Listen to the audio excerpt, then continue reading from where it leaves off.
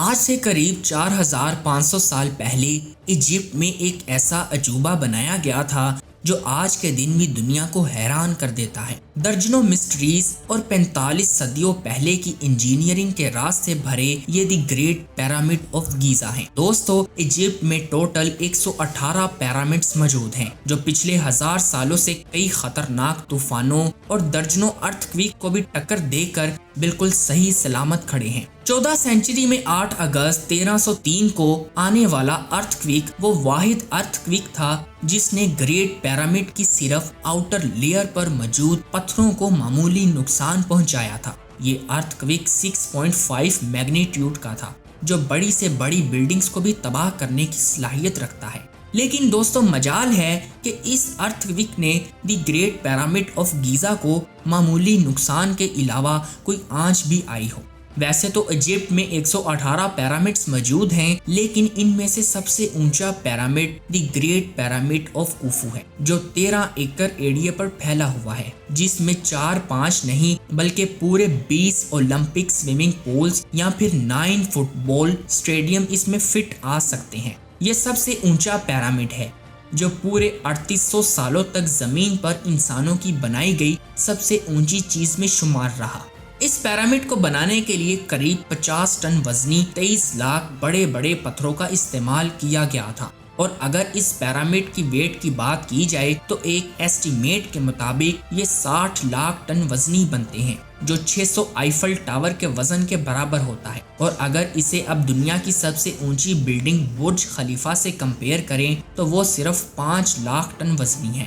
لیکن 13 ایکڑ پر پھیلے اور اتنے اونچے پیرامڈز بنانے کا آخر مقصد کیا تھا؟ ہزاروں سال پہلے جب انسان کے پاس کوئی ٹولز، کوئی مشینری اور نہ ہی کوئی بلڈوزر موجود تھے، تب اس پیرامڈ کو کیسے 23 لاکھ پتھروں سے بنایا گیا تھا؟ کیسے اتنے وزنی پتھروں اور ریکٹینگل شپ پہ کاٹ کر بغیر کسی کرین یا مشینری کے 480 فٹ کی اونچائی تک پہنچایا گیا؟ انجینئرنگ کی وہ کون سی ٹیکنیکس کو استعمال کیا گیا تھا جس کی وجہ سے یہ کئی طوفانوں کا سامنا کر کے آج بھی صحیح سلامت کھڑے ہیں؟ اور ان کو بنانے کا آخر مقصد کیا تھا؟ یہ ویڈیو انفارمیشن ہونے کے ساتھ ساتھ بہت ہی انٹرسٹنگ بھی ہونے والی ہے۔ اس ویڈیو میں آپ جانیں گے دی گریٹ پیرامڈ آف گیزا کو کب، کیوں اور کیسے بنایا گیا تھا، اور اسے بنانے والے لوگ کون تھے۔ سب سے پہلے ہم یہ جانتے ہیں کہ آخر اس پیرامڈ کو بنایا کس مقصد کے لیے گیا تھا۔ ایک ایسٹیمیٹ کے مطابق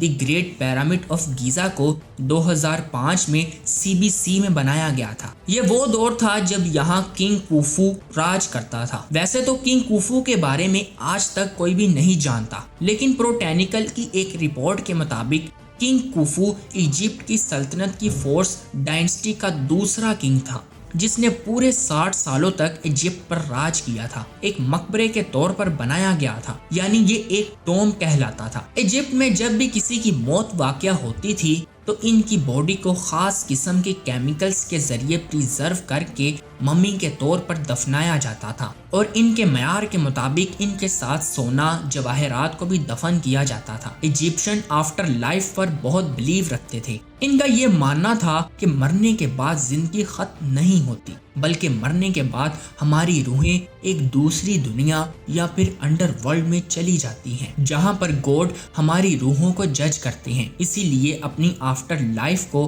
پریزرو کرنے کے لیے یہاں کے راجا اپنی زندگی کے دوران ہی اپنے لیے ٹوم بنواتے تھے اور اپنے لیے بہت سا خزانہ، بہت سے جواہرات، فرنیچر اور کپڑے پیرامڈ کے اندر رکھتے تھے۔ اس سوچ کے ساتھ ساتھ یہ ہماری آفٹر لائف میں بھی کام آئیں گے، اور پھر ان کے مرنے کے بعد ان کی باڈی کو ممیفائی کر کے کوفنز میں بند کر دیا جاتا تھا۔ لیکن یہاں حیران کر دینے والی بات یہ ہے کہ آج تک ان پیرامڈز کے اندر سے کسی بھی فیرو کی ممی نہیں ملی، اور نہ ہی کسی بھی ممی کا یہاں ہونے کا ایویڈنس ملا ہے۔ ان پیرامڈز کو جنہوں نے بھی بنایا تھا، حیران کن طور پر انہیں ہماری ارتھ کا ایکوریٹ سائز معلوم تھا۔ پیرامڈز پر ڈیپ ریسرچ کے بعد یہ معلوم پڑا کہ ان کو بنانے والے آج سے 4500 سال پہلے بھی ارتھ کے ایکوریٹ سائز، اس کے ڈائیمیٹر اور ماڈرن ایکوریسی سے واقف تھے۔ 13 ایکڑ پر پھیلے 481 فٹ اونچے اس پیرامڈ کو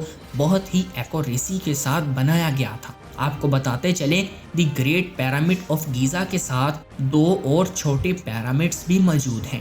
ان تینوں پیرامڈز کی مسٹری اور ویسٹرن وال سیدھے نارتھ پول کی طرف جاتی ہیں اور ان پیرامڈز کی ہر سائڈ کی لمبائی ایگزیکٹ 230 میٹرز ہے۔ اب یہ جانتے ہیں کہ وہ لوگ کون تھے جنہوں نے 4500 سال پہلے اتنے مشکل اور امپوسیبل چیلنجز کو پورا کرنے کی ہمت کی تھی۔ کئی لوگوں کا یہ ماننا تھا کہ یہ مشکل ترین کام غلاموں کے ذریعے کروایا جاتا تھا۔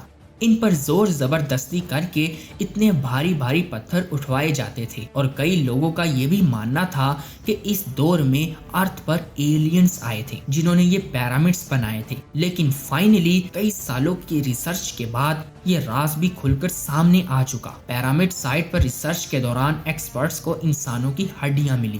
جب ان پر ریسرچ کی گئی تو ایکسپرٹ نے ایک خاص قسم کی چیز کو نوٹس کیا۔ کچھ مزدوروں کی ہڈیوں پر جوڑ لگے ہوئے تھے اور ان میں سے کچھ کی سرجری بھی ہو چکی تھی، جس کا صاف مطلب یہ تھا کہ پیرامڈز بنانے والے لوگ کسی بھی صورت غلام نہیں تھے، کیونکہ اس دور میں غلاموں کی میڈیکل ٹریٹمنٹ پر اتنی توجہ نہیں دی جاتی تھی۔ ایکسپرٹ کو ملنے والے سکیلٹون پر جب ریسرچ کی گئی، جس سے یہ بھی پتا چلا گیا کہ یہ پیرامڈز بنانے والے لوگ آخر دکھتے کیسے تھے۔ اس پیرامڈ کو بنانے کے لیے پورے 20 سال کا وقت لگا تھا، اور ایک اندازے کے مطابق کم از کم پورے 1,00,000 لوگوں کی ایک ہی وقت میں مدد لی گئی تھی، جنہوں نے دن رات کام کر کے اس پیرامڈ کو بنایا تھا۔ پیرامڈز کو بناتے وقت درجنوں نہیں بلکہ ہزاروں مشکلات آئی تھی۔ ان پیرامڈز کو بنانے کے لیے کئی چیلنجز کو بھی فیس کیا گیا تھا۔ کئی سالوں سے ریسرچ ٹیم اس پیرامڈ کی کنسٹرکشن ٹیکنیکس کے رازوں کو ڈھونڈ نکالنے کے لیے دن رات تحقیق میں لگی ہوئی تھی۔ ریسرچرز کو یہ بات ستائی جا رہی تھی کہ آخر کیسے پیرامڈ کی ہر سائٹ کو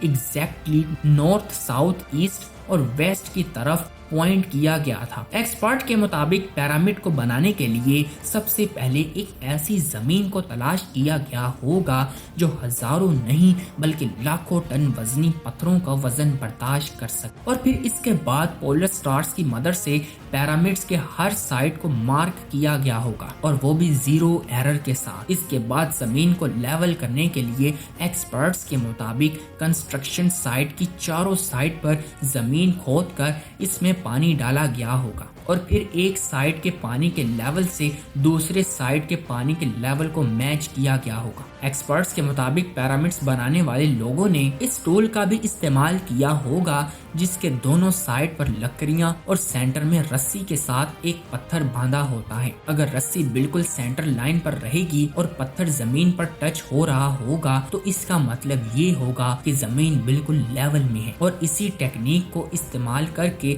پیرامڈز بنانے والی سائٹ کی زمین کو لیول کیا گیا ہوگا۔ اب کنسٹرکشن کے وقت پتھروں کو ریکٹینگل شیپ میں کاٹنے کے لیے اس ٹول کا استعمال کیا گیا تھا۔ اس ٹول کو کوپر اینڈ آرسینک کے ساتھ بنایا گیا تھا۔ اس سے بڑے بڑے پتھروں پر لکڑی کے ہتھوڑے کے ذریعے مارا جاتا تھا اور پتھروں کو ریکٹینگل شیپ میں کاٹا جاتا تھا۔ ان پتھروں کو آج لائیو سٹون کے نام سے جانتے ہیں۔ ان 23 لاکھ پتھروں کو پیرامڈ سائٹ سے 250 کلومیٹر دور ٹورا شہر میں کاٹا گیا تھا۔ اب سوال یہاں پر یہ آتا ہے کہ اس دور میں نہ تو کوئی ٹرکس موجود ہوتے تھے اور نہ ہی کوئی ٹرینز تھی، تو پھر کیسے ان 50 ٹن وزنی پتھروں کو پیرامڈ سائٹ تک پہنچایا جاتا تھا؟ اس کام کے لیے ڈورا اور ویزا کے درمیان موجود ریور کو استعمال کیا گیا۔ ان پتھروں کو ٹرانسپورٹ کرنے کے لیے انہیں بڑی کشتیوں میں لاد کر پیرامڈ سائٹ پر پہنچایا جاتا تھا۔ اب باری تھی ان پتھروں کو 480 فیٹ اونچائی پر پہنچانے کی۔ ایکسپرٹس کے مطابق ان پتھروں کو اسپائرل ٹریک ٹیکنیک کے ذریعے اوپر پہنچایا گیا ہوگا اور یا پھر زیگ زیگ ٹیکنیک استعمال کیا گیا ہوگا، لیکن یہ بات کنفرم ہے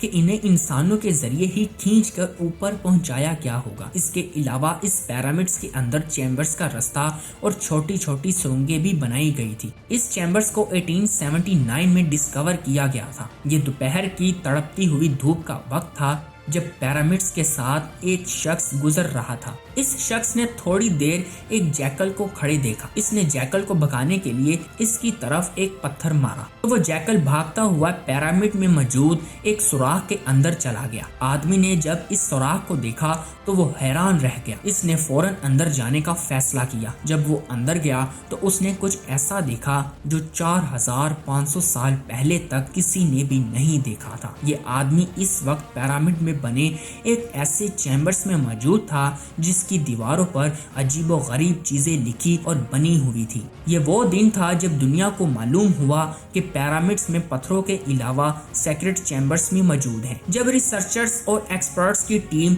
चैम्बर्स के अंदर गई तो उन्हें वहां 4500 साल पुराना ग्रेनाइट से बना एक ताबूत मिला जो बिल्कुल खाली था। एक्सपर्ट्स ये देखकर हैरान थे कि इस ताबूत को इतने छोटे सुराख से अंदर कैसे लाया गया था। लेकिन कई अरसे की रिसर्च के बाद ये थ्योरी दी गई कि पहले चैम्बर्स को बनाया गया होगा और इसके बाद इस ताबूत को अंदर ही बनाकर इस चैम्बर्स को पत्थरों के जरिए बंद कर दिया गया होगा और सिर्फ आगे जाने के लिए एक छोटा सा रास्ता छोड़ा होगा। पिरामिड में 2 चैम्बर्स पाए गए थे जिनमें से एक चैम्बर्स को किंग चैम्बर और दूसरे को क्वीन चैम्बर्स कहा जाता है। 1980 में पिरामिड पर एक खास किस्म की एक्स रेज फेंकी गई जिससे ये मालूम पड़ा किंग्स और क्वींस चैम्बर्स के अलावा पिरामिड के टॉप पर एक और चैम्बर्स भी मौजूद है। एक्सपर्ट्स का ये मानना था कि ये वही चैम्बर है जिसके अंदर पिरामिड्स के कई राज पिछले 4500 सालों से छुपे हुए हैं। इस चैम्बर तक पहुंचने के लिए एक रोबोटिक कैमरा बनवाया गया जिसे बनाने में पूरे 5 सालों का वक्त लगा और फिर 1993 में इस रोबोटिक कैमरे को इस छोटे सुराख में भेजा गया। 200 फीट अंदर जाने के बाद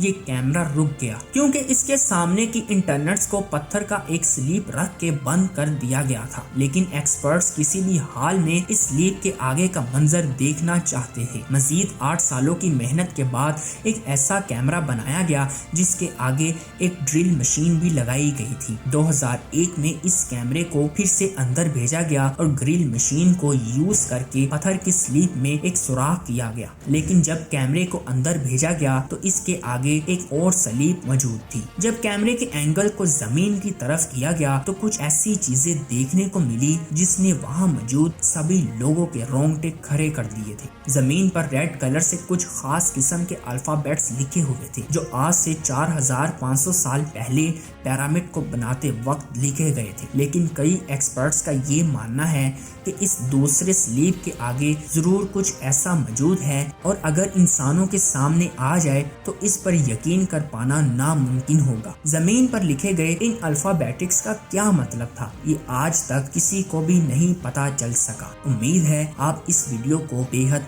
लाइक और शेयर करेंगे और चैनल को भी सब्सक्राइब करेंगे। दोस्तों मिलते हैं अगली वीडियो में, तब तक के लिए अल्लाह हाफिज।